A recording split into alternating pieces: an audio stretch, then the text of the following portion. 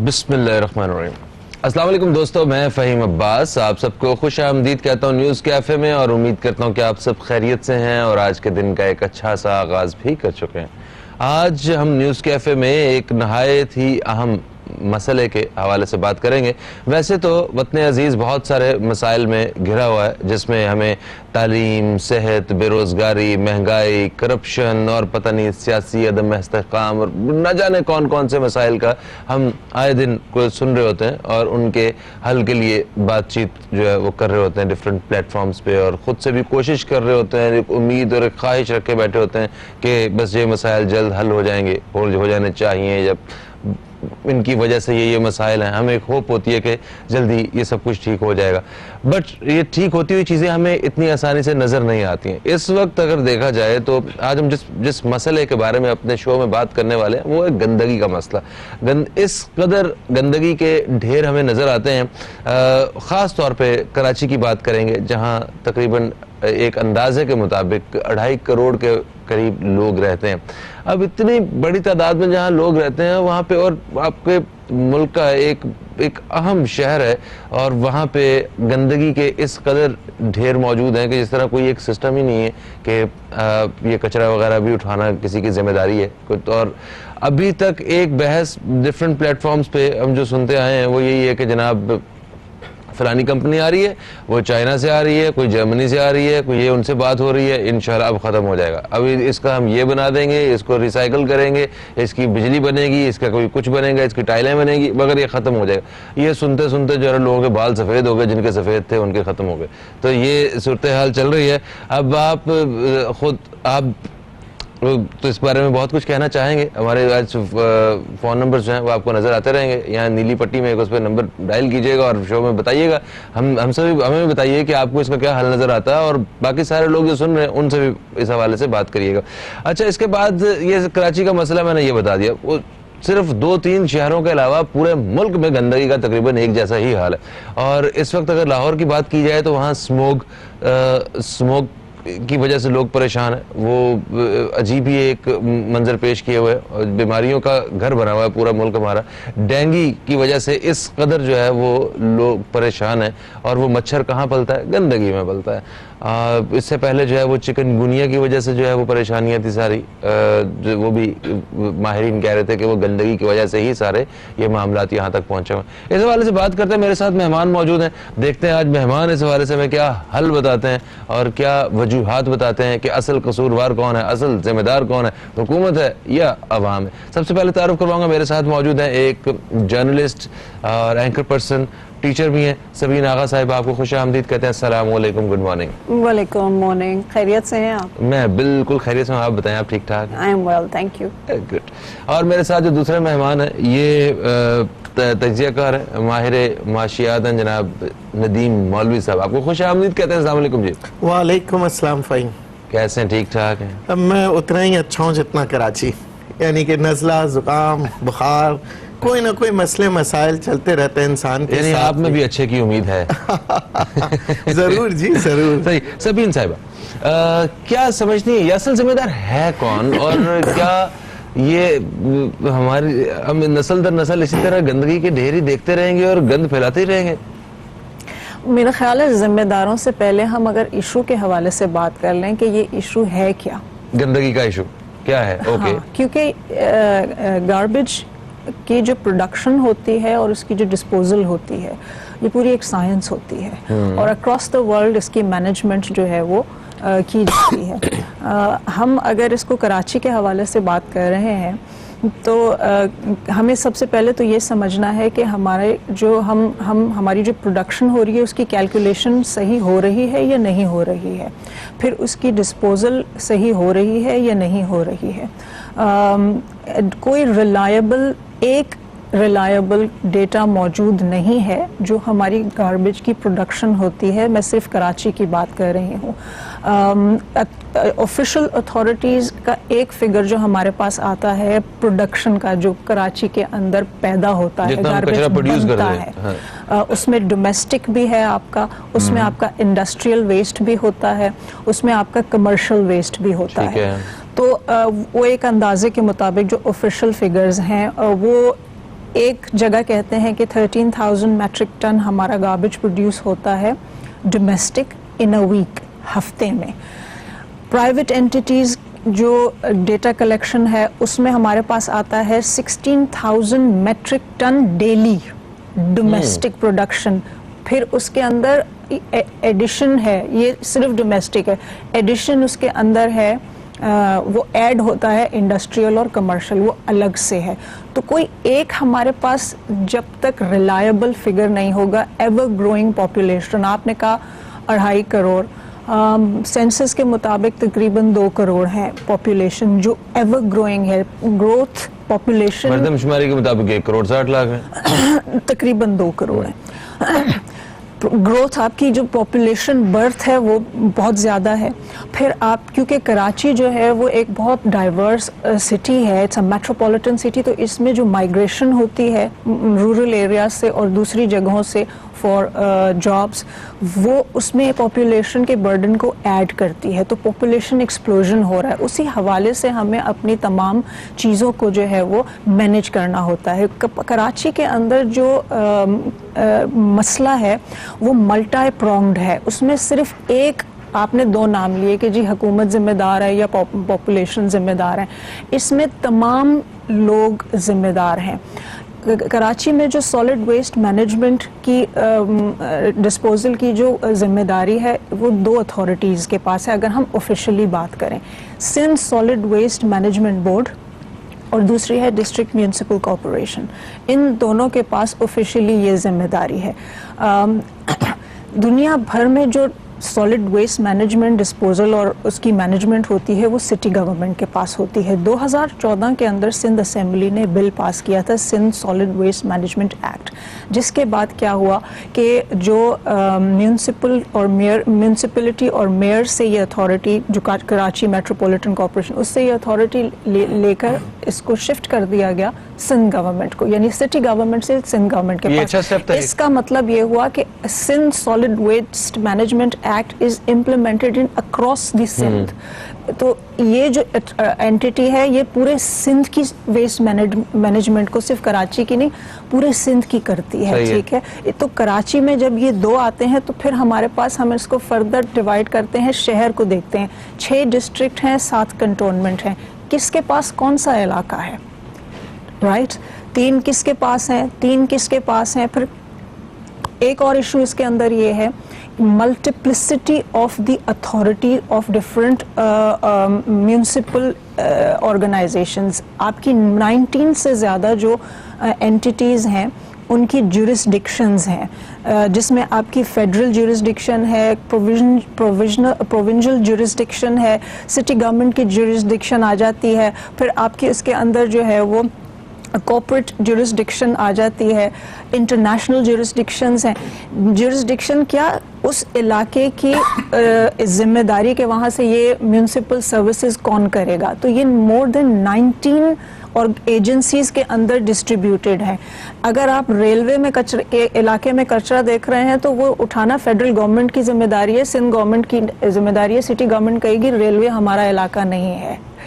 इसी तरह आप जब सिविल एविएशन के इलाके में जाएंगे वो कहेंगे जी ये सिटी गवर्नमेंट कहेगी सिविल एविएशन का काम है। दिस इज द प्रॉब्लम, ये हो गया। मगर जिन जिन का इलाका है वहां भी तो कुछ नहीं हो रहा है। अब आते हैं हम इसकी जो इसका जो वो होता है, ये कितने फेजेस में होता है। ये 3 फेजेस में होता है।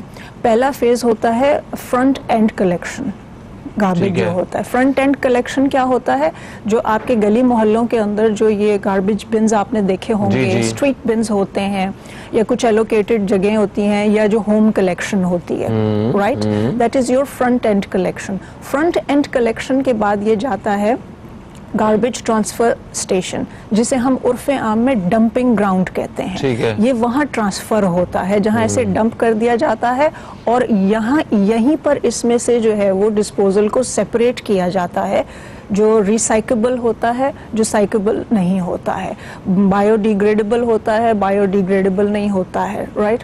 Third and the last is landfill site, जहाँ से ये गार्बेज ट्रांसफर स्टेशन से लैंडफिल साइट में जाके ट्रांसफर होता है, जिसको लैंड में दबा दिया जाता है। इन तीनों जगहों की अपनी साइंस है जो फॉलो नहीं की जाती, मैकेनिज्म है जो फॉलो नहीं किया जाता है। बिल्कुल सही।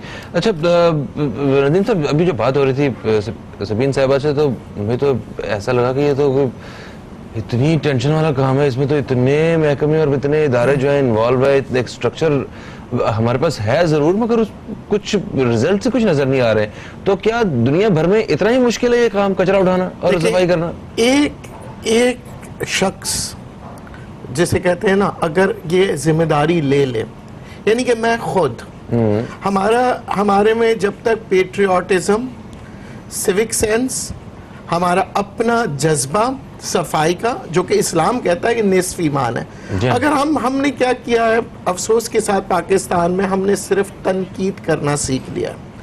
मुझे बहुत खुशी हुई कि आपके इदारे ने इस टॉपिक को उठाया, वरना अगस्त में जब हालात ख़राब होते हैं, बारिश होती है, दुनिया की हर मीडिया इसके ऊपर बोल रही होती है, फिर आप देखते हैं पीटीआई भी बोलती है, पीपल्स पार्टी भी बोलती है, एमक्यूएम भी बोलती है, हर कोई बोलते हैं, पर क्या बोलने से अगर मसले हल होते तो आज अगस्त में था, आज मसले हल हो चुके होते हैं। बिल्कुल। अच्छा नदीम साहब, मैं माजर चाहता हूँ, मैं कथा कलामी के लिए हमें एक वक्फे की तरफ बढ़ रहा है, वक्फे से वापस आते हैं तो इस पॉइंट पे जरूर रोशनी डालिएगा कि अभी पिछले दिनों ये जो फंड्स इकट्ठे किए गए थे कराची में, वो कभी वो KESC वाले कर रहे हैं और कभी कोई कर रहे हैं, पैसे इकट्ठे कर रहे हैं, किस चक्कर में जी आपका शहर साफ करना है, हम लोगों से फंड ले रहे हैं, तो ये टैक्स वैक्स और ये सारा कुछ इनकी हुकूमती जिम्मेदारियां ये किधर है सारी? अगर हमने ये फंड्स दे के भी, खैर उससे भी कौन सा सफाई होगी। एक ब्रेक की तरफ बढ़ रहे हैं जी, ब्रेक से वापस आते हैं, बात करते हैं इसी हवाले से। आप दोस्तों ने कॉल भी शामिल करेंगे, कहीं मत जाइए, अब तक देखते रहिए न्यूज़ कैफे, देखते रहिए। देख रहे हैं न्यूज़ कैफे, मैं हूं फ़हीम अब्बास और आज हम अपने शो में बात कर रहे हैं कराची में गंदगी की ख़त्म ना होने के हवाले से, कि ये मसाइल बढ़ते ही चले जा रहे हैं और कब और किस तरह ये ख़त्म होंगे ये मसाइल। मुल्क भर में गंदगी के मसाइल हैं, गंदगी के ढेर लगे हुए हैं, कचरा पड़ा हुआ है, कोई उठाने वाला नहीं है। अगर उठा लिया जाता है तो एक जगह से उठा लिया जाता है, किसी एक जगह पे रख दिया जाता है और वहाँ पे किलोमीटर्स के हिसाब से वहाँ पे इर्द गिर्द के रहने वाले लोग जो है वो मुतासिर हो रहे होते हैं। नदीम मौलवी साहब हमारे साथ है, सबीन आगा साहिबा हमारे साथ है। नदीम मौलवी साहब से बात हो रही थी वक्फे से पहले। जनाब, ये सफाई का मसला जो हम पिछले अगर कुछ महीनों की, एक साल की अगर कहानी देखें हम लोग, तो ये कभी सिंध गवर्नमेंट, कभी सिटी गवर्नमेंट, कभी फेडरल गवर्नमेंट, ये आपस में फुटबॉल की तरह जो है ना एक दूसरे के पास किया जा रहा था। और उसके बाद अली जैदी साहब, उन्होंने कहा भाई बस कर दो, मैं आ गया हूँ, अब कचरा साफ हो जाएगा सारा। उन्होंने वो सारी अपनी हिकमत अमली अपनाई और उसके बाद भी कचरा तो वैसे का वैसे ही है। तो जरा आप बताइए, जरा क्या देखते हैं, क्या सूरत हाल है सारी? देखिए, अब बात यह है कि अली जैदी साहब का बीच में आना कुछ दिनों के लिए इज नॉट द सोल्यूशन, क्योंकि 13,500 में एग्जैक्ट फिगर बता दूं आपको, रोज का कचरा कराची में जमा होता है। तो अगर कुछ दिनों में रेमेडी कर दिया जाए तो दोबारा दूसरे दिन फिर हो जाएगा। अब मसला आपका क्या क्या, इसकी सॉल्यूशंस की तरफ हम आते हैं। इंसिनरेशन प्लांट्स होते हैं, वो क्या करते हैं, जितना कचरा और इसकी मिसाल मैं स्वीडन से दूंगा।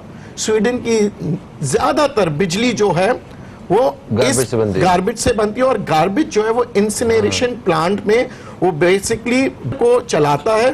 टर्बाइन जनरेटर्स होते हैं, वो चलते हैं, ये सब जल के एक तो कचरा आपका पूरा साफ हो जाता है और टर्बाइन जनरेटर्स से आपका बिजली फराहम होती है। और स्वीडन के अंदर ये मिसाल है। अच्छा, एक इंसिनरेशन प्लांट जो है $250 मिलियन का बनता है। मैं आपको बता रहा हूं, मतलब उसकी साइजेस के मुताबिक अप्रोक्सीमेटली मैं आपको बता रहा हूं। तो बगैर पैसे के, कहते हैं ना, बगैर झाड़ू के तो घर भी साफ नहीं होता। पहले झाड़ू खरीदना होता है, तो आप किसी को देते हैं झाड़ू करने के लिए। पैसा बहुत जरूरी है, पर पैसे को किस तरह यूटिलाइज किया जाए। अच्छा, अब जब आप इस तरह आते हैं फिर रिसाइकलिंग प्लांट्स, फिर आप आते हैं कि जी आपका कराची का मसला क्या है। लियारी नदी, ठीक है जी, मलीर नदी, ये सब छोटे हो गए हैं। क्यों? क्योंकि उनको ब्रॉडन नहीं किया गया, उनको प्रॉपरली वे नहीं दिया गया। आप देखेंगे ये जो पोल्यूशन का जो मसला आ रहा है, ये सारा ये सब क्यों आ रहा है। एक जमाने में मैंग्रोव्स होता था क्लिफ्टन में, माइक कराची से निकलते थे। ये मैंग्रोव्स जो थे, लोगों ने कहा क्या है, कचरा है, साफ करो। ये मैंग्रोव्स जो है आपके जो श्रिम्प्स है एक्सपोर्ट होते थे दुनिया भर में, वो मैंग्रोव से होते थे, पोल्यूशन खत्म होता था। एक जमाने में कराची में साइक्लोन आता था, 1930 की मैं बात बताऊं, और 1906 में इतना साइक्लोन आया था कि कराची आधा डूब गया था।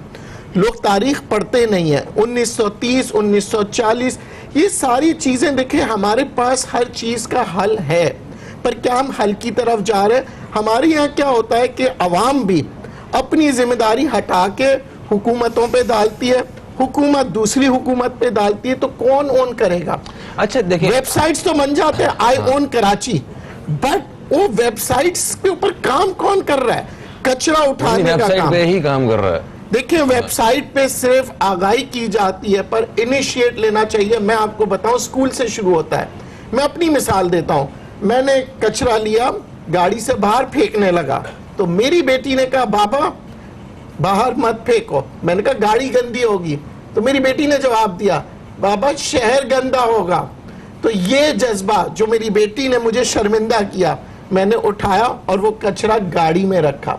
ये जज्बा ये जब पैदा होगा तो फिर आपको ना पीटीआई की जरूरत होगी, ना पीपल्स पार्टी की, ना एमक्यूएम की, और फिर सफाई खुद होते जाएगा। अच्छा नदीम भाई देखें, अभी पिछले दिनों जब ये बारिशें होने वाली थी और हमें एक बड़ी टेंशन थी, किसी तरह जो है ये नाले और कचरे के ढेर जो है ये खत्म किए जाए, नाले साफ किए जाएं, उस वक्त कुछ ऐसी ताकतें मौजूद थीं जो ये काम करना चाह रही थीं, और कुछ ऐसी खबरें भी आ रही थी बीच में, उस दौर में भी रुकावटें डाल रहे थे कि काम ना हो जाए, कहीं कचरा साफ ना हो जाए। वो कि नाले में से वो बोरियां निकल आई रेत की और सीमेंट की, मट्टी की भरी हुई, के वो नाला ना खुल सके। मतलब इस तरह के वाक़यात, वो भी तो एक ताकत ही है ना पीछे जो इस तरह का काम कर रही है। यही तो वजह है कि आज हम कहीं आगे तरक्की नहीं कर पाते। देखिए, मैं आपको मिसाल बताऊं, हमें प्लानिंग करना पड़ेगा फ्रॉम द रूट लेवल। आज हम बात कर रहे हैं ना महंगाई की, आप क्या आज हमने प्लान किया है कि आगे 4 महीने बाद या 5 महीने बाद रमजान आएगा? नहीं। क्या हमने प्लान किया कि फिर जून जुलाई आएगी, मानसून आएगा, बारिशें होंगी? नहीं। हम वो आज आपके चैनल ने ये टॉपिक उठाया, वरना ये टॉपिक फिर जून जुलाई में आता, जी हाँ, फिर जब नाले भर जी जाते। तो ये जो आज आप कर रहे हैं, मैं रिक्वेस्ट करूंगा तमाम मीडिया पर्सन्स को कि वो इसको कंटिन्यू रखे। अगर आप चाह रहे हैं कराची के प्रॉब्लम्स खत्म हो, क्यों? क्योंकि कराची में पोल्यूशन है, कराची में गार्बेज है। मुझे यकीन नहीं, मेरी बात यकीन नहीं करे, आवाम से पूछ ले। बिल्कुल सही। एक कॉलर हमारे साथ हैं, अभी इनसे बात करते हैं, देखते हैं कौन है, कहाँ से हैं और क्या कहते हैं। अस्सलाम वालेकुम जी, कौन है हमारे साथ? अस्सलाम वालेकुम फहीम अब्बास साहब, कैसे हैं? याहिया इसका। वालेकुम अस्सलाम। याहिया भाई आप कैसे हैं? ठीक हैं? अल्लाह का शुक्र है, दोनों बड़ी जबरदस्त शख्सियात बैठी हुई हैं। सबीन के बारे में तो मैं ये कहूंगा कि बिल्कुल बेहतरीन बोल्ड बात करती हैं, बगैर किसी लिपटी झपटी के, और किसी को भी नहीं छोड़ती हैं, और बिल्कुल सही बात करती हैं। और नदीम मौलवी साहब तो माशाल्लाह मोटिवेशनल स्पीकर भी हैं, और हम इनसे बहुत कुछ सीखते भी हैं, और नजर भी है इनकी। लेकिन मेरा जो कहना है ना, जो आपने सफाई की बात की फहीम अब्बास भाई, बात है कि हमारा यहाँ काम होता है सब एडॉकिज्म पे। जैसे आपने कहा ना कि अभी हेलमेट की मुहिम चल गई, सिग्नल की मुहिम चल गई, सफाई की मुहिम चल गई। भाई सफाई तो you have to do it daily, you are paying daily for the people who are serving it. आप देखें ना, जितने स्वीपर्स हैं वो किस पाए जाते हैं। आप अभी आज विजिट करा लें, अभी मेरे इलाके में विजिट हुआ था चीफ मिनिस्टर का पिछले महीने, तो पूरी सफाई हो गई, सारा स्टाफ मौजूद था। उसके बाद वो आज तक स्टाफ नजर नहीं आ रहा। लेकिन यही मसला है। मैं अगर नदीम मौलवी साहब कह रहे हैं ना घर की, तो घर पे तो हम हम अपने आप को एजुकेट कर लेते हैं, सब कुछ कर लेते हैं। अनटिल लेस डिस्पोज करना मेरा काम नहीं है। मैं तो एक जगह जाके रखूंगा, उसको डिस्पोज करना, उसको ठिकाने लगाना, उसको मैनेज करना, ये हुकूमतों का काम है। दूसरी बात है कि जो ये कचरा है ना फहीम भाई, मेरी बड़ी ऑब्जर्वेशन है, ये कचरा पैसा है। और बिलीव मी, इन्होंने सही कहा। आप यकीन करें, हमारे कश्मीर रोड के पीछे, मेरे शोरूम के पीछे एक साइट है जहां ये डंपिंग हो रही है, और वहां अफगानी बैठे में, और वहां सॉर्टिंग करते हैं, तोलते हैं, और वहीं से डिस्पोज करते हैं। नोबडी नोज के ये पैसा किधर जा रहा है। ये इतना बड़ा माफिया है कि आप इसके बारे में सोच नहीं सकते। देखिए, बात है कि हम कहते हैं ना सफाई निस्फ ईमान है। जब आप अपना ईमान खो देते हैं तो सफाई कहीं नहीं मिलेगी, और सफाई नहीं होगी तो ईमान नहीं होगा। बिल्कुल सही, बहुत शुक्रिया जी, बहुत शुक्रिया। सफाई निस्फ ईमान है, ये कहते हैं हम। बहुत ही प्यारी बात कही कि कचरे से पैसा निकलता है। कचरे से आपके जो है ना, ये जो प्लास्टिक्स है, इसके प्लास्टिक के दाने बनते हैं, कार्डबोर्ड्स बनते हैं, बहुत सी चीजें बनती हैं। जो आप देख रहे हैं, अफगानियां जो आके उठाते हैं, ये 5 रुपए किलो के हिसाब से ये अफगानी भी कमाते हैं। ठीक है, वो कमा रहे हैं, वो बेसिकली इतनी आसानी से जो है वो किसी के हवाले नहीं करना चाहिए पूरा प्रोजेक्ट उन्होंने। मगर अगर अफगानी भी ना हो तो क्या होगा हमारा, एक बताएं, मतलब कि क्या होगा, कौन उठाएगा कचरा यहाँ से? देखिए, ये जो हम कहते थे ना एक जमाने में मोहल्ला कमेटी, हाँ, जो आपने एक जमाना देखा होगा, मोहल्ला कमेटी के बड़े एक्टिवली काम होता था, गलियां भी साफ होती थी, सब कुछ होता था। We must start from the root level again, मैं यही करूंगा, एंड कंटिन्यूस प्रोसेस सबके लिए, मीडिया के लिए, आवाम के लिए, हुकूमत के लिए, कंटिन्यूस प्रोसेस जिस काम में करेंगे। आज आप इकोनॉमी का जो मसला है ना, वो इकोनॉमी का मसला भी हल हो जाएगा अगर आपने इंसिनरेशन प्लांट्स लगा के बिजली आपका बिजली सस्ता हो जाए। आपका जो बिजली जो टर्बाइन जनरेटर चल रहे हैं, ये सब कचरे से चलेंगे। सही। अच्छा सबीन जी, अभी बात हो रही थी कि मतलब इतने अजला हैं, उनमें सारा पैसा तकसीम होगा और वो 5 करोड़ रुपए से जो है वो हम मतलब 5-5 करोड़ रुपए दिए गए हैं सफाई के लिए, जितने भी करोड़ों रुपए दिए गए, सफाई उन जगहों पे नजर नहीं आ रही। तो आप क्या समझती हैं कि ये कैसे मुमकिन हो सकेगा? क्योंकि जितना काम होने वाला है उस हिसाब से जितनी तवज्जो दी जा रही है उससे कहीं ज्यादा तवज्जो की जरूरत है, और सारी अगर तवज्जो इधर दे दी जाएगी तो बाकी मसाइल कौन हल करेगा? तो आप क्या समझते हैं इस हवाले से? मुझे नहीं लगता तवज्जो दी जा रही है फ़हीम। उसकी वजह यह है कि कराची को हमें जो है वो हम कराची को जो है वो पॉलिटिकल इशू पर, कराची का पॉलिटिकल है।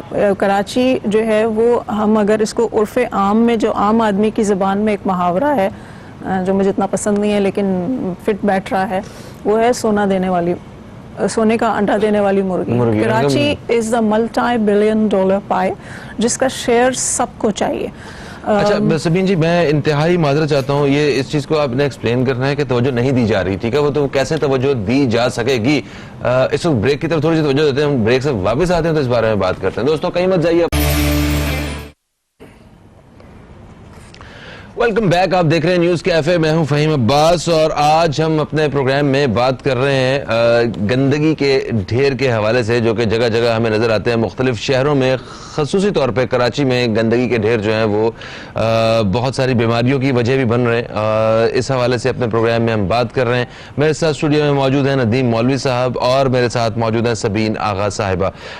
सबीन आगा साहिबा, वक्फे से पहले हम बात कर रहे थे, मैंने सवाल ये किया था कि जितनी तवज्जो दी जा रही है सफाई के हवाले से, गंदगी को ख़त्म करने के हवाले से, वो हमें नाकाफ़ी लगती है। तो आपने कहा तवज्जो तो बिल्कुल दी ही नहीं जा रही, तो फिर वक्फा आ गया था। मैं चाहता हूँ कंटिन्यू कीजिए।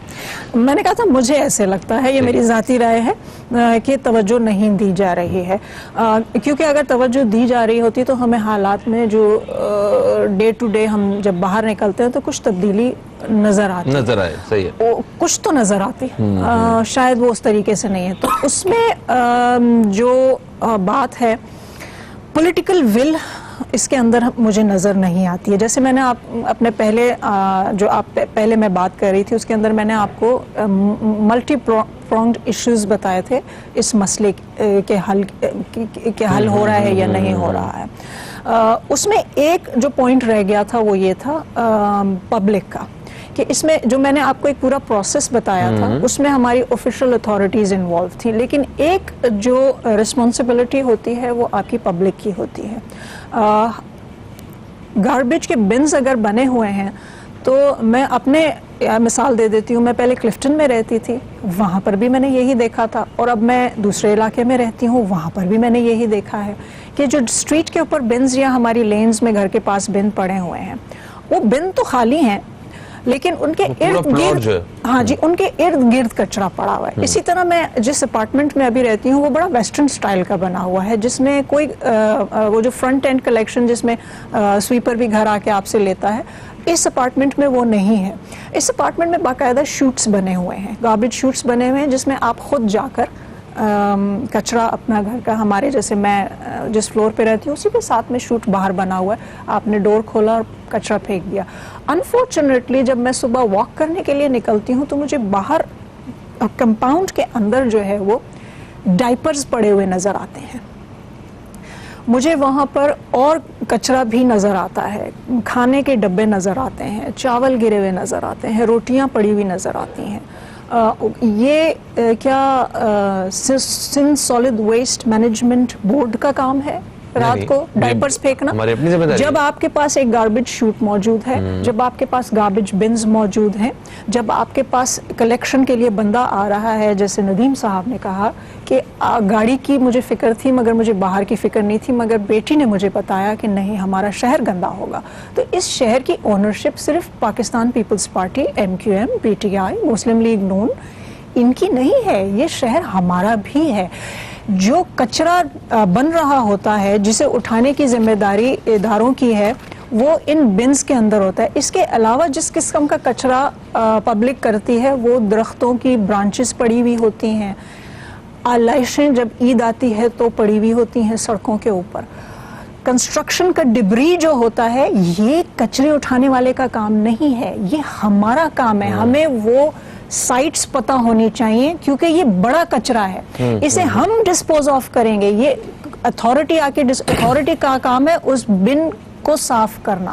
बिल्कुल सही, मैं आपकी बात से मैं 100% एग्री करता हूं कि हमारे यहाँ मामलात हैं ऐसे। हम अगर कचरा लेके भी जाते हैं, अगर डस्टबिन में फेंकना भी होता है, अगर घर से बाहर बड़ी हिम्मत करते हैं, हमने बैग में डाला जनाब जाके लेके जा भी रहे हैं, तो वो ऐसे घुमा के उधर फेंक देंगे, जो बॉक्स है उसमें नहीं फेंक देंगे, वो हमें तकलीफ हो रही होती है। बस एक लास्ट पॉइंट मैं ऐड करना चाह रही थी, सुप्रीम कोर्ट, मतलब आप जो बात कर रहे हैं ना इदारे काम नहीं कर, देखिए यही इशू है कि हम कलेक्टिवली काम नहीं कर रहे हैं। सुप्रीम कोर्ट के अंदर जो है वो ये केस बाकायदा कराची के हवाले से चल रहा था, जिसमें जो फॉर्मर चीफ जस्टिस थे उन्होंने बड़ी जो है वो गुस्सा भी किया था। उसमें जो है DMC ने खुद बताया कि हमारे जो वर्कर्स हैं, half of them do not show up because they are not paid और half of them are ghost employees. तो जो आपने कहा तवज्जो दी जा रही है वो पॉलिटिकल विल वो नजर नहीं आ रही। सही है। अच्छा, अभी सबीन साहिबा से जो बात हुई है, वो जो हमारे हालात हैं वो भी वाज़ेह किए उन्होंने कि हम वाकई हम लोग जो हैं वो उतने सीरियस नजर नहीं आते। हम गंदगी के बारे में बात तो करते हैं, रहते हैं, इशू बड़े होते हैं, मगर हमारी तरफ से कोई एफर्ट्स नजर उस तरह नहीं आ रही होती। हम भी पूरा हिस्सा डालते हैं गंद फैलाने में, मगर इसका मतलब हरगिज ये नहीं है कि सिर्फ अवाम ही जिम्मेदार है। वो जो कचरा बाहर पड़ा है वो भी तो किसी ने उठाना ही है ना, तो वो उस हवाले से क्या कहेंगे आप? देखिए, मैंने हमेशा तारीख से सीखा है और मैं हमेशा लोगों को देख के सीखता हूँ। देखिए, जब एक जमाना था पाकिस्तान में एम्बुलेंस नहीं होते थे, ठीक है, बड़ा मसले मसाइल थे, तो एक ईदी साहब खड़े हुए थे, जी हाँ, ठीक है, उनके पास तो कोई रिसोर्सेज नहीं थे, पैसे नहीं थे, और उस ईदी ने कहां से कहां तक लिया है। आज ईदी साहब नहीं है, सिलियानी वाले हैं, वो कहां से कहां जेलों में भी खाना दे रहे हैं, गरीबों को भी दे रहे हैं, हर चीज दे रहे हैं, वो भी अपने निकले। तो क्या हम एज ए नेशन, क्या हम सिलियानी से नहीं सीख सकते? क्या हम ईदी से नहीं सीख सकते? क्या हम ऐसे इदारों से नहीं सीख सकते? क्या हम खुद ये सोचे कि हम आगे आने वाली नस्लों के लिए क्या कर रहे हैं, इंसानियत के लिए क्या कर रहे हैं? देखें, हम ईदी साहब की खिदमत जो हैं वो हम उन्हें सराहते हैं, हम सैल्यूट करते हैं। जो उन्होंने काम किया, जो खिदमत इंसानी का जो जज्बा वो रखते रहे, वो होना चाहिए, सब भी होना चाहिए। मगर जिन लोगों की जिम्मेदारी है, जो पैसे लेते हैं, टैक्स लेते हैं, जिन्होंने सब कुछ करके देना है आपको, जो बुनियादी जो उन्होंने जरूरियात और सहूलियात की जो उन्होंने वादे किए हैं, वो कहाँ पे हैं? एक साइकिल है, एक बिल्डिंग एसोसिएशन वाले बिल्डिंग बनाते हैं, पर ये नहीं सोचते हैं कि उस बिल्डिंग के अंदर 1500 आदमी जो रहेगा उसका गार्बेज कहां जाएगा। तो अब आप इसको भी गवर्नमेंट कहेंगे? देखें, जब जो चीजें बन रही है, हॉस्पिटल बनाने वाले ये नहीं देखते कि एक इंसुलेशन प्लांट लगा दें कि हम ये जितने जो अजला है इसको हम एक जगह पर डिस्पोज। देखिए, हम सब, अच्छा, अगर बिल्डिंग की बात कर रहे हैं तो ये जो नक्शे, सर एक सेकंड, माफी देता हूं, अगर आप बिल्डिंग की बात कर रहे हैं कि हमें 1500 लोग वहां पे याद नहीं रहते, तो जो नक्शे पास करने की जो फीसें हैं, एक चीजें उस वक्त ये सारी की चीजें देखिए, यहाँ पे ये चीज आप बनाएं। जितनी जिम्मेदारी अवाम की है, उतनी जिम्मेदारी हुकूमत की, उतनी जिम्मेदारी ऑपोजिशन की है। हाँ। अगर हम एज ए नेशन, मैं ये कहता हूं, हमारे यहाँ एज पेट्रियोटिज्म को पैदा करना पड़ेगा, कई प्रोग्राम करने पड़ेंगे, स्कूलों में बताना पड़ेगा कि बी अ पेट्रियट, क्यों अपने लिए नहीं जियो, जियो दूसरों के लिए। मैंने इसलिए बात की ईदी की और सिलियानी के लिए, दूसरों के लिए जिए। हम तो अपने लिए जी रहे हैं, चाहे हम सियासतदान हो, चाहे हम आम आदमी हो, चाहे बिजनेसमैन हो। जिस दिन हम में ये शऊर पैदा होगा तो हम बाहर के ममालिक से ज्यादा अच्छे कौम है। पर हम पता है कब उठते हैं? जब लाश गिर जाती है। कैंसर से जब किसी की मां मरती है तो वो कैंसर हॉस्पिटल बनाता है, जिसका बाप हार्ट अटैक से मरता है वो हार्ट हॉस्पिटल बनाता है। क्यों इंतजार करते हैं मौतों का, क्यों इंतजार करते हैं कि ये बीमारियां आए कराची में। आज सुबह उठते हैं तो हर आदमी को गला खराब है, क्यों? उसकी वजूहत ये है कि हम बेहिस हो गए। जिस दिन आप में, मुझ में, हुकूमत में, सब में ये सोच आ जाएगा ना कि हमने भी ईदी सांप की तरह बनना है। हम एक मिसाल, रिसोर्सेज, हम कहते हैं हमारे मुल्क अमेरिका नहीं बन सकता, हमारे पास पैसे नहीं है, हमारे पास विल हो ना तो हम अमेरिका से अच्छा बना सकते हैं। क्यों? क्योंकि ये जो कहते हैं ना कतरा कतरा दरिया बनता है, ये सुन्नत रसूल है, ये हमारा दीन कहता है कि ईमान निस्फ, सफाई निस्फ ईमान है। यही सोच लेना अगर हम कि अपने मोहल्ले को, अपने घरों को, अपने इदारों को, जिसमें हर कोई शामिल है, हमें जो लीडर बनता है, आप मुझे हुकूमत दे दें मैं यूं बदल दूंगा, वो ऑपोजिशन आती है आप हमें हुकूमत दे दें हम यूं बदल देंगे। आज तक किसी ने नहीं बदला, बदलेगा कौन? जब हम बदलेंगे, हुकूमत बदलेगी, अवाम बदलेगी, तब पाकिस्तान बदलेगा, वरना एक आदमी नहीं बदल सकता। ठीक है, तो अभी आप ये बताइए कि हमें फौरी तौर पे क्या, जो जितने लोग प्रोग्राम देख रहे हैं, जो अवाम जो हमारे साथ इस वक्त जो इस सारे मौजू के हवाले से बातचीत सुन रहे हैं, उनको क्या कहना चाहेंगे आप? अपने हिस्सा डालें इस पाकिस्तान को, सिर्फ वेबसाइट पे ना गंद डालने में सारे हिस्सा डाल रहे हैं, यही गलत काम है ना जी। आप हिस्सा डालें, चाहे आप अगर बिजली बचाएंगे तो किसी कल बिजली काम आएगी। आज आप टमाटर जो आप कहते थे ना 400 रुपए किलो पे भी अब कितना लोग एक टमाटर डालते हैं, वरना डाला फेंक दिया। तो बात यह है कि आज अगर हम कल की सोचेंगे, आज बैठे हुए हुक्मरान अगर कल रमजान का सोचेंगे ना, तो आगे आने वाले रमजान में कोई मसला नहीं होगा। बिल्कुल सही। Thank you so much Nadeem मौलवी साहब, आप हमारे साथ मौजूद थे, बड़ी जबरदस्त बातचीत रही आपसे। दोस्तों, एक वक्फे की तरफ हम लोग बढ़ रहे हैं। वक्फे से जैसे ही वापस आएंगे तो हमारे साथ इस्लामिक स्कॉलर सैयद शहरियार दाऊद साहब भी मौजूद होंगे, जिनसे हम बात करेंगे सफाई निस्फ ईमान के हवाले से। कहीं मत जाइए, अब तक देखते रहिए न्यूज़ कैफे फहीम अब्बास। और आज हम गंदगी के बढ़ते हुए ढेर के हवाले से बात कर रहे हैं कि पाकिस्तान भर में मुख्तलिफ शहरों में गंदगी के ढेर जो है वो बढ़ते जा रहे हैं। और ख़ास तौर पे कराची के बारे में बात हो रही है कि कराची में जो है वो कचरा उठाने के हवाले से सिर्फ बातें ही की जाती हैं, कोई वाज़े तौर पे हमें उस तरह के रिजल्ट्स नज़र नहीं आते। मेरे साथ स्टूडियो में सबीन आगा साहिबा मौजूद हैं और अभी अभी हमें ज्वाइन किया है इस्लामिक स्कॉलर जनाब सैयद शहरियार दाऊद साहब ने। हम आपको खुश आमदीद कहते हैं। अस्सलाम वालेकुम, कैसे आप? वालेकुम अस्सलाम व रहमतुल्लाहि व बरकातुहू। अल्हम्दुलिल्लाह रब्बिल आलमीन, अला कुल्ली हाल, अल्लाह का शुक्र, माशाअल्लाह माशाअल्लाह। अच्छा शाह साहब, देखें, एक जुमला जब भी सफाई के बारे में बात करते हैं, सफाई निस्फ ईमान है जी। हर मोमिन का जो आधा ईमान है वो सफाई है। 97% लोग यहाँ पे मुसलमान रहते हैं, उन मुसलमानों का जो आधा ईमान है वो सारा सड़कों पे नजर आ रहा है। तो क्या आप मुझे ये बताइए कि किस हद तक जिम्मेदारी है किसी भी मुसलमान की अपनी सराउंडिंग को, अपने गिरदोनवा को साफ रखना और सफाई का ख्याल रखना? बिस्मिल्लाहिर्रहमानिर्रहीम, अल्लाहुम्मा सल्लि अला सय्यिदिना मौलाना मुहम्मद व अला आलिहि व अस्हाबिहि व बारिक वसल्लम। ईमान क्या है, सबसे पहले तो ये बताएं ना। ईमान ईमान ईमान इतना ज़्यादा, मुझे अच्छी तरह याद है, कोई 80 81 82 की बात है, जब हम उम्र जवान नए जवान हुए तो हमें मक्का मदीना जाने का बड़ा शौक हुआ, बड़े रोते थे जी।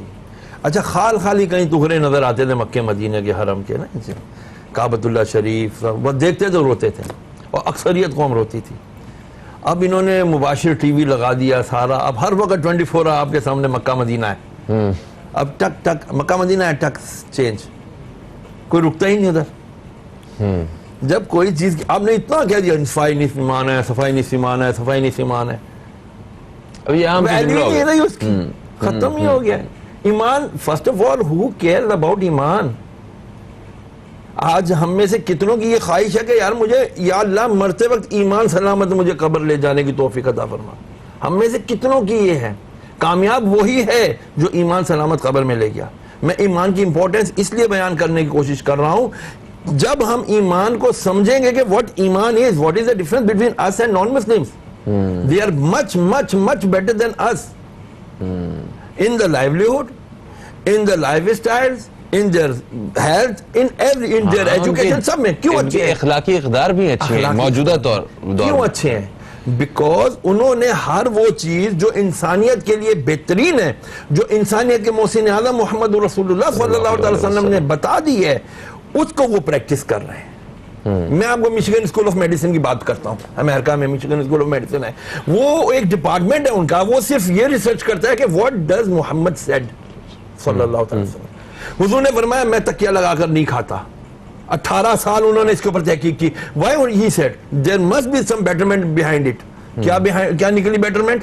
हुजूर ने आज मेड्यूला, मेडिकल साइंस कहते हैं मेड्यूला से आपकी कमांड एंड कंट्रोल सिस्टम है, दिमाग आपको कमांड करता है, चबाओ, च्यू करो, इसके अंदर सलाइवा पैदा करो, इसको जो है ना फूड पाइप से अंदर जाने दो। ये सारी कमांड्स कौन दे रहा है? कहां से जा रही है? आपके पीछे बारीक बारीक नस जो आपकी वर्टिब्रल कॉलम के साथ जा रही है। अगर आपने टेक लगाई, वो प्रेस हो जाएंगी, पूरी कमांड नहीं जाएगी डाइजेस्टिव सिस्टम को, आपका डाइजेस्टिव सिस्टम कोलैप्स कर जाएगा, आप बीमार हो जाओगे। तो जब वो मिशिगन स्कूल ऑफ मेडिसिन ये सोच रहे हैं कि यार मोहम्मद अलैहिस्सलाम ने जो फरमाया है वो बेस्ट फॉर द ह्यूमैनिटी है, तो व्हाई नॉट दिस थिंग हम क्यों नहीं समझ रहे मुसलमान के, जो हमारे ऊपर हमारे नबी आए हैं, जो कायनात के लिए रहमत लिल आलमीन है। हमारे मसले ही दूसरे, हमारे मसाइल ही दूसरे हैं। ए काफर थे, मुसलमान थे, मेरा थे, तेरा है, इधर इन्होंने ये कर दिया, उधर वो उन्होंने कर दिया। हमें ये करना है कि सबसे पहले ईमान की इंपॉर्टेंस को वाजे करके लोगों को बताना है।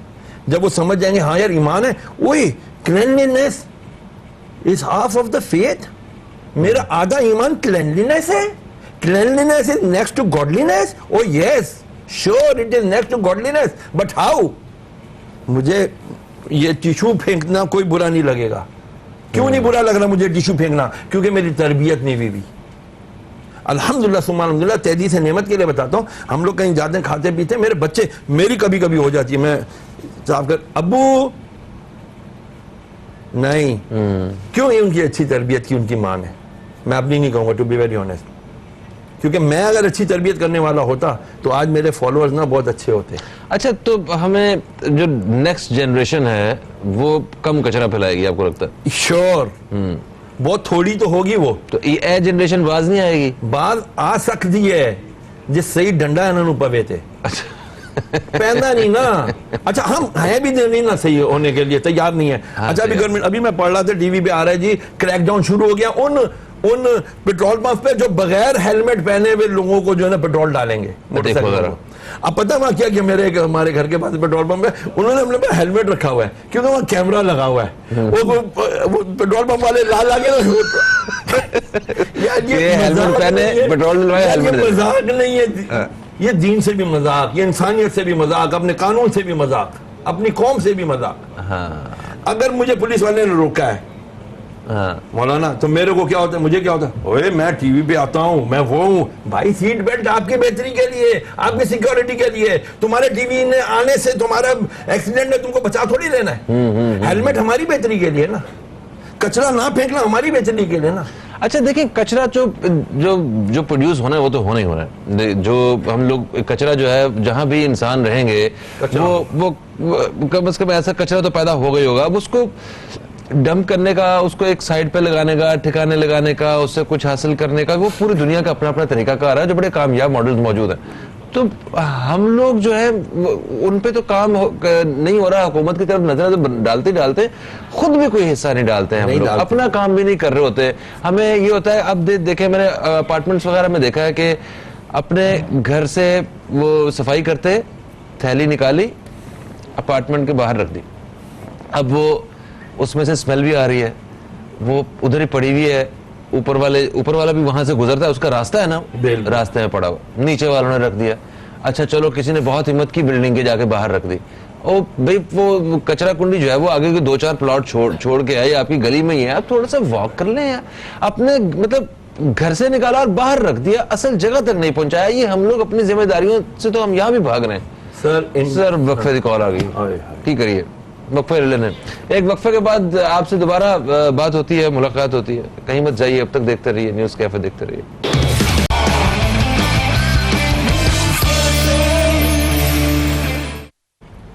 वेलकम बैक, आप देख रहे हैं न्यूज़ कैफे, मैं हूं फहीम अब्बास और सबीन आगा साहिबा से अभी हम बात करेंगे। वक्फे से पहले हम बात कर रहे थे सैयद शहरियार दाऊद साहब से। सबीन साहिबा, हमारे यहाँ पे एक छोटा सा मसला भी होता है ना, तो उसको हल करने के लिए मतलब इतना वक्त लग जाता है और हमें कभी कभी ऐसा लगना शुरू होता है कि शायद ये मसाइल कभी हल ही नहीं होंगे यहाँ पे। अभी ये कोई मतलब मुहज़्ज़ब मुआशरों में ये कोई इशू है कि कचरा पड़ा हुआ, गंदगी के ढेर, उनकी वजह से मच्छर पल रहा है, मच्छर की वजह से जो है वो मलेरिया और डेंगू हो रहा है वो कौमों को, पोलियो भी हो रहा है। जी हाँ, और पोलियो हाँ, पोलियो भी इसी से, मक्खी से। पोलियो भी गंदगी, आपका मक्खी से नहीं होता है, पोलियो आपका सीवरेज में पलता है, सीवरेज में। इसी गंदगी की, इन्हीं ओपन ड्रेन्स की वजह से, गंदगी की वजह से आपके मुल्क से अभी तक पोलियो इरेडिकेट नहीं हुआ है। तो देखें ना, ये लोगों की बहबूद के लिए ये काम है जो हुकूमतों की, रियासतों की जिम्मेदारी है, 100% उनकी जिम्मेदारी है ये। मैंने देखा कि कुछ ममालिक ऐसे हैं जहाँ पे डेंगी की बहुत सारी इकसाम है, वो बड़ी आम है, वो वहाँ पे होता है, मच्छर है, उन्होंने मच्छर स्प्रे कर करके देख लिए होंगे, जो अपने अपने तरीकाकार है, वो मच्छर ऐसा प्रोड्यूस कर रहे हैं, वो एक मच्छर की नस्ल के वो जब दूसरे मच्छर के साथ जो मिलेगी तो वो उनका वो असर ज़ायल हो जाएगा, वो आपको जो है वो मतलब वो खतरनाक नहीं रहेंगे वो इतने ज्यादा वो मच्छर। ये ब्राजील में ये काम हुआ है और पता नहीं सिंगापुर में या पता नहीं इस तरह वहां पे भी इस तरह की कुछ, मतलब कहने का मतलब ये है कि वो इस तरह लोगों की सेहत के बारे में, उनकी बहबूद के बारे में फिक्रमंद हैं वो हुकूमतें, वो ममालिक। हमारे यहाँ एक छोटा छोटा मसला वो इतना बड़ा, इतने तवील मसले बन जाते हैं कि वो खत्म होने का नाम ही नहीं लेते। आपके पास इनके क्या सॉल्यूशंस हैं? आप क्या समझती हैं? आपने सहाफत में यहाँ पे पाकिस्तान में, पाकिस्तान से बाहर दूसरे ममालिक में काम किया, आप क्या समझती हैं कि कौन सी चीज़ हम लैक करते हैं और किस चीज़ को हम लोग सब मिलकर अगर काबू कर लें और इन सारे मसाइल को काबू कर सकते हैं? रिस्पॉन्सिबिलिटी और विल, ये चीज़ें हैं जो हमें गवर्नमेंट जो स्टेट उसकी तरफ भी हमें चाहिए और हमें पब्लिक की तरफ भी चाहिए, ये दोनों चीज़ें, विल और रिस्पॉन्सिबिलिटी। दूसरे शहरियार साहब ने एक लफ्ज़ इस्तेमाल किया था, डंडा। डंडा for me is the rule of law. जब तक आपका रूल ऑफ लॉ नहीं होगा, जब आप फाइन करना उनको शुरू करते हैं लोगों को, तो वो खुद ब खुद जो है वो लॉ अबाइडिंग हो जाते हैं। यही पब्लिक जो है, जिसे मैं तो पब्लिक नहीं कहती, बट खैर जब बाहर जाती है तो रूल्स फॉलो करती है, बिकॉज वहाँ रूल ऑफ लॉ है। वहाँ आप कचरा बाहर नहीं फेंक सकते हैं, इधर फेंकते हैं, वहाँ नहीं फेंक सकते, वहाँ आप सिग्नल के अलावा वॉक नहीं कर सकते, आप सिग्नल क्रॉस नहीं कर सकते हैं रेड के ऊपर, यहाँ आप कर लेते हैं, because there is no rule of law. Implementation नहीं है, जो लॉ इन्फोर्सर्स हैं वही लॉ ब्रेकर्स बन जाते हैं, not all of them, but ऐसा होता है। तो ये आप जो फौरी हल कह रहे हैं ना, इसका फौरी हल नहीं है। कराची अगर हम बात कर रहे हैं तो ये बहुत कॉम्प्लेक्स है, मुख्तलिफ लेवल्स के ऊपर है और लंबा काम है। लेकिन अगर इसके अंदर विल और रिस्पॉन्सिबिलिटी हमें रियासती इदारों की नज़र आती है, वो पास द बकेट ना करें, अपनी रिस्पॉन्सिबिलिटी पूरी करें, जो कि हो रही है। जैसे मैंने कहा कि प्रोडक्शन की आपके पास फिगर्स होनी चाहिए, फिर डिस्पोजल का जो निज़ाम है वो कंप्लीट होना चाहिए। कुछ अरसे पहले तक आपने जो लैंडफिल थी आपकी या जो डंपिंग साइट्स थी वो आपने किसी से ली हुई थी, तो मुझे पता चला जी सिंध गवर्नमेंट ने प्लॉट की पैसे जो है वो माहाना जो देता है वो मालिक को नहीं अदा किए हुए थे, तो उसने वहाँ डंप करने नहीं दिया आपको कचरा, तो अब वो कचरा कहाँ जाएगा? So there has to be a plan B, plan C. अव्वल तो प्लान ए यही है कि आप उसको पेमेंट करते रहें उस ये, ठीक है। आपकी जो लैंडफिल आपकी दो है ना, नॉर्दर्न बाईपास के ऊपर 2 लैंडफिल साइट्स हैं आपकी मेजर, जाम चाकरो एंड पास गोंदल, ये 2 आपकी लैंडफिल साइट्स हैं जो पूरे सिटी का जो गार्बेज है वहाँ फिल होता है। सो ये मेन चीज़ है इसके अंदर।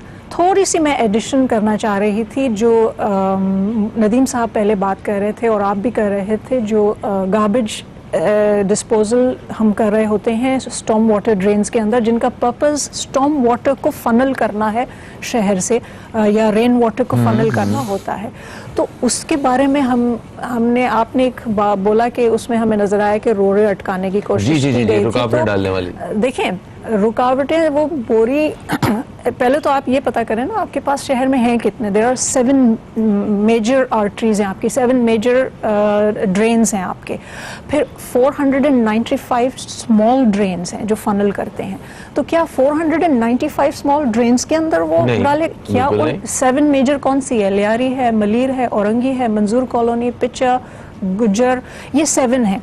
ये इसमें सिर्फ बोरियां डालना इशू नहीं है, इनके ऊपर इंक्रोचमेंट हुई हुई है। इनका जो नेचुरल वो है, क्या कहते हैं, पार्ट है इसका दोनों का, ठीक है। इससे आपकी ड्रेन्स का, ये जो नदियां हैं, आपने इनके ऊपर इंक्रोचमेंट की हुई तो रियासत क्यों मजबूर है, क्यों नहीं कर पा रही है? कि ना गुज्जर नाला, आपको मैं आपको सिर्फ एक एग्जांपल दे देती हूँ because you have a time issue. Gujjar नाला आपका स्टार्ट होता है वो ठट्ठा गडाप, वहां से आगे से ठट्ठा से, and it goes to the sea, ठीक है। गुज्जर नाला दैट इज द मेजर 7 में से 1 मेजर ड्रेन है।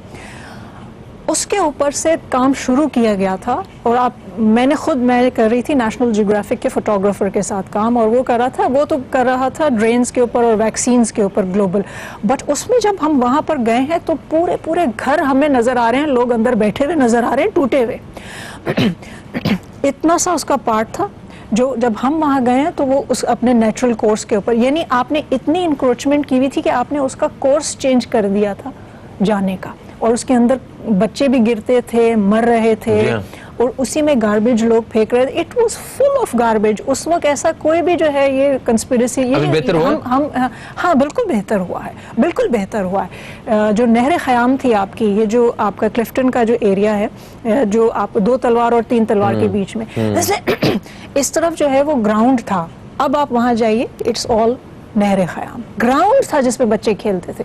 सो ये है वो रिस्पॉन्सिबिलिटी और विल जो सबने करना है। सही, ठीक हो गया। सबने मिलके इसको ठीक करना है। सर आपसे भी हमें कुछ इसी तरह की मालूमाती जो है वो बातें चाहिए, रहनुमाई चाहिए। शाह साहब, आप क्या, अगर कोई शख्स सफाई का बहुत ख्याल रखता है, हमारे दीने पाक में तो ये है कि मतलब आपको इस तरह साफ रहना है। वजू जो है वो एक सफाई का, वजू तहारत जो है ये खुद एक सफाई का एक मुंह बोलता सबूत है कि हम दीन इस्लाम क्या चाहता है कि जो मोमिन है, जो एक मुसलमान है, वो किस कदर साफ सुथरा हो और सफाई का कितना ख्याल रखे। रास्ते में पत्थर उठाने के बारे में भी वाज़ेह तौर पे जो है ना वो बताया गया है, हदीस मौजूद है। तो जो सफाई का ख्याल रखे, किसी दूसरे को उसके फैलाए हुए गंद से तकलीफ ना पहुंचे, उसके बारे में क्या अहकाम आते हैं? या गंदगी के बारे में हम लोगों के अपने जो माइंडसेट है वो सिर्फ इससे वाज़ेह हो जाते हैं जब आप किसी पब्लिक वॉशरूम में जाते हैं। आप देखते हैं कि एक शख्स वहां से बाहर निकला है और अल्लाह माफ करे दूसरे के जाने की जगह नहीं होती। मतलब आप समझ नहीं रहे होते कि क्या करूं मैं यहाँ पे, मैं घर चला जाऊं, इंतजार कर लूं, ये सब्र कर लूं? पब्लिक वॉशरूम्स में नहीं, बड़ी बड़ी ऑर्गेनाइजेशंस में भी। हाँ, तो मतलब क्या कहूं मैं, समझ नहीं आ रही मुझे। इंडिविजुअल मेक सोसाइटी कहते हैं ना, फर्द मुआशरा बनाते हैं। एक हदीस मुबारक हुज़ूर ने फरमाया, हम आम सुनते हैं कि मुसलमान वो है जिसकी ज़बान और हाथ से दूसरे मुसलमान महफूज रहें, ठीक है। फिर हुज़ूर ने फरमाया, आसानियां पैदा करो, आसानियां फैलाने वाले बनो। सही है। मैंने अपने घर के बाहर अपनी स्टेयर्स 2-3 स्टेप्स अलग से बनाई, जबकि वो मेरे बाप का रोड नहीं है। वो मैंने अपनी सहूलत के लिए बनाई। देखा क्या, उसे क्या हुआ, गाड़ी को गुजरने में तकलीफ हो गई, मोटरसाइकिल को गुजरने में तकलीफ, दूसरे को तकलीफ में डाल दिया मैंने अपनी सहूलत के लिए। तो जब तक हम अपनी पर्सनल्स को, इनफरादियत को, हम इज्तमाइयत पर फोकियत देते रहेंगे, हम नुकसान उठाते रहेंगे। सर हमें इसी बार सर माफी चाहता हूँ, मुझे आवाज आ गई कि हमें जो है ना वो न्यूज़ की तरफ बढ़ना है। Thank you so much Shah साहब, आप तशरीफ लाए। सबीन साहिबा, आपका भी बेहद शुक्रिया। अल्लाह करे कि जो आपने ये हल बताए हैं ये हमारे उन लोगों तक पहुंच जाएं जिनकी ये जिम्मेदारी है, और हम सब की जिम्मेदारी है। हम कोशिश करेंगे कि आज से जो है ना वो कचरे को उस तरह ना फैलाएं जिस तरह हम पहले फैलाते हैं। थोड़ा अपनी तरफ से जो बेहतरी कर सकते हैं वो हमें करनी चाहिए। फहीम अब्बास को, न्यूज़ कैफे टीम को दें इजाजत। आप दोस्तों से फिर मुलाकात होगी, तब तक के लिए खुदा हाफिज। पाकिस्तान जिंदाबाद।